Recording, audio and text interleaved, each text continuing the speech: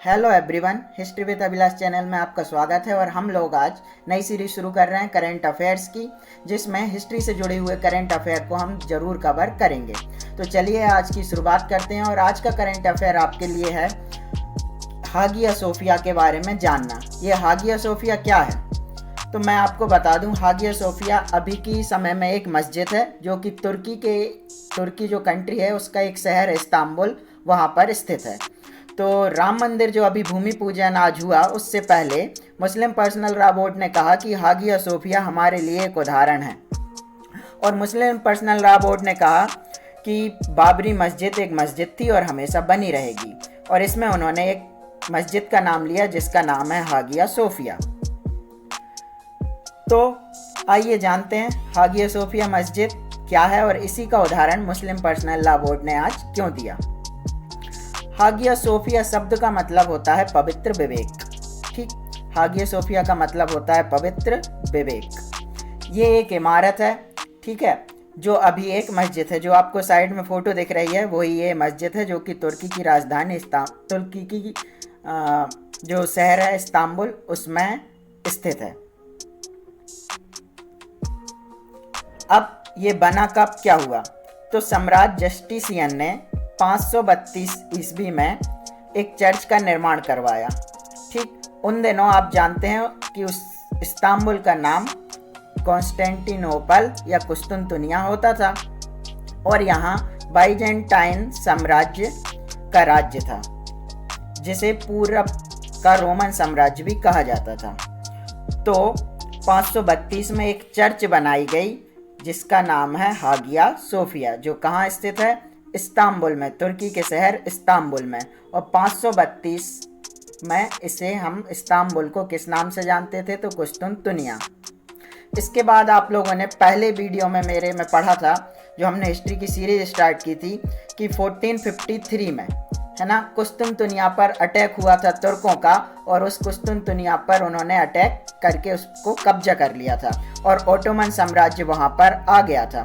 तो इसी टाइम जब ओटोमन साम्राज्य यहाँ पर आया तो इन्होंने इस चर्च को तोड़कर उसको थोड़ा बदलकर वहाँ पर क्या बना दिया, उसे मस्जिद में बदल दिया। इसके बाद ये मस्जिद बनी रही, 1453 के बाद से ये मस्जिद बनी रही। और सन आता है 1934। आपको पता है कि 1920 का दशक में तुर्की में एक नए प्रमुख बने जिनका नाम था मुस्तफ़ा कमाल पाशा। ये वही मुस्तफ़ा कमाल पाशा हैं जिन्होंने खिलाफत मूवमेंट के टाइम पर खलीफा के पद को समाप्त कर दिया था तुर्की में। जो खिलाफत आंदोलन आपका चला था 1920 में, उसके बाद इन्होंने ही खलीफा के पद को समाप्त किया था, मुस्तफ़ा कमाल पाशा।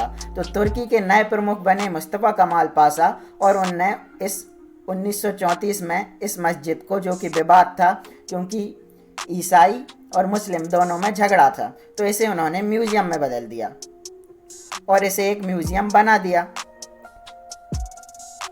हागिया सोफिया तुर्क अब एक म्यूजियम बन गया।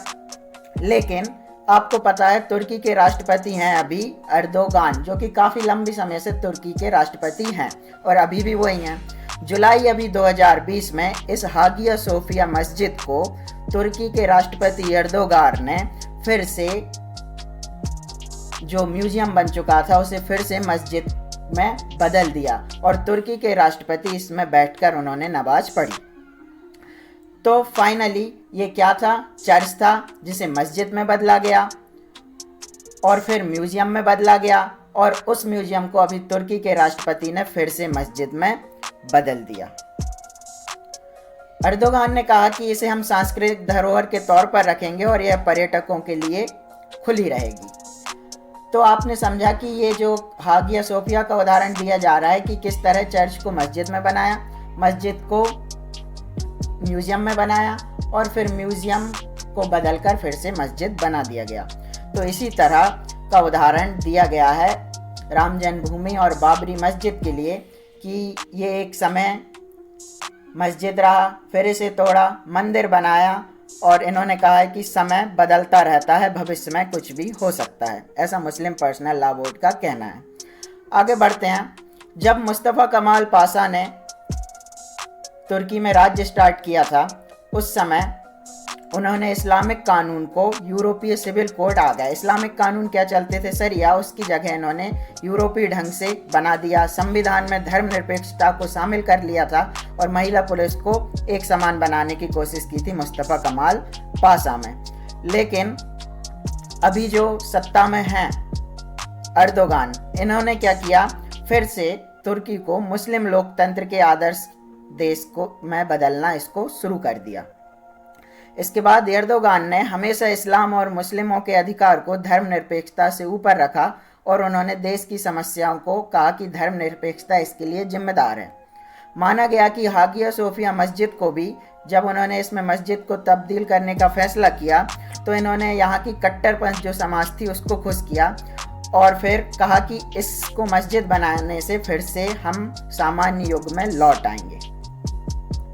अब भारत में मुस्लिम पर्सनल लॉ बोर्ड ने अयोध्या में बन रहे राम मंदिर को भी ऐसे ही उदाहरण दिया कि हागिया सोफिया हमारे सामने एक उदाहरण है और बाबरी मस्जिद रहेगी। तो अब आपको समझ में आ गया होगा कि ये हागिया सोफिया क्या था। ये हिस्ट्री से जुड़ा हुआ आपका एक करंट अफेयर था, इसलिए हमने इसको कवर किया।